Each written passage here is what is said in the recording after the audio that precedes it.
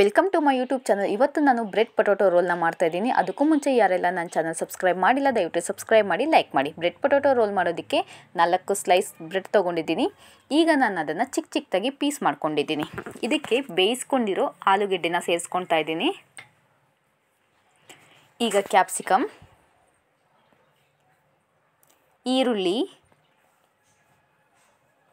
Carrot, ಕೊತ್ತಂಬರಿ ಸೊಪ್ಪು,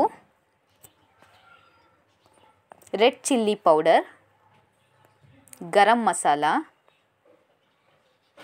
ರುಚಿಗೆ ತಕ್ಕಷ್ಟು ಉಪ್ಪು ಇಷ್ಟನ್ನು ಹಾಕಿ ಚೆನ್ನಾಗಿ ನಾವು ಮಿಕ್ಸ್ ಮಾಡ್ಕೊಬೇಕು.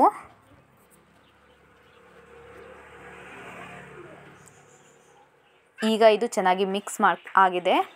ಇದನ್ನು ನಾನು ರೋಲ್ ಶೇಪಲ್ಲಿ ಮಾಡ್ಕೊಳ್ತಾ ಇದ್ದೀನಿ. ನಿಮಗೆ ರೋಲ್ ಶೇಪ್ ಬೇಡ ಅಂದರೆ ನೀವು ಬೇರೆ ಶೇಪಲ್ಲಿ ಮಾಡ್ಕೊಳ್ಳಿ, ವಡೆ ಅಥವಾ ರೌಂಡ್ ಶೇಪಲ್ಲಿ ಮಾಡ್ಕೊಬೋದು. ಈಗ ನಾನು 1 ಸ್ಪೂನ್ ಕಾರ್ನ್ಫ್ಲೋರ್ನ ನೀರಲ್ಲಿ ಮಿಕ್ಸ್ ಮಾಡ್ಕೊಂಡಿದ್ದೀನಿ. ನಾವು ರೋಲ್ ಮಾಡ್ಕೊಂಡಿರೋದನ್ನು ಕಾರ್ನ್ಫ್ಲೋರಲ್ಲಿ ಡಿಪ್ ಮಾಡ್ಕೋಬೇಕು.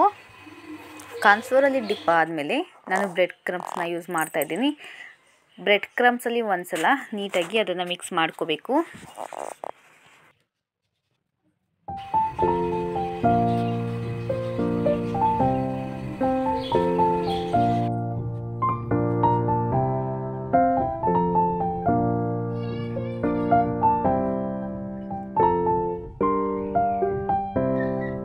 ಎಣ್ಣೆನ ಕಾಯೋದಕ್ಕಿಟ್ಟಿದ್ದೆ. ಒಂದೊಂದಾಗಿ ರೋಲ್ಗಳನ್ನ ಎಣ್ಣೆಯಲ್ಲಿ ಫ್ರೈ ಮಾಡ್ಕೊತಾ ಇದ್ದೀನಿ. ಇದನ್ನು ಜಾಸ್ತಿ ಹೊತ್ತು ಬೇಯಿಸ್ಬೇಕಂತ ಏನಿಲ್ಲ, ಯಾಕೆಂದರೆ ಆಲೂಗಡ್ಡೆ ಮೊದಲೇ ನಾವು ಬೇಯಿಸಿರೋದು ಹಾಕಿದ್ದೀವಿ.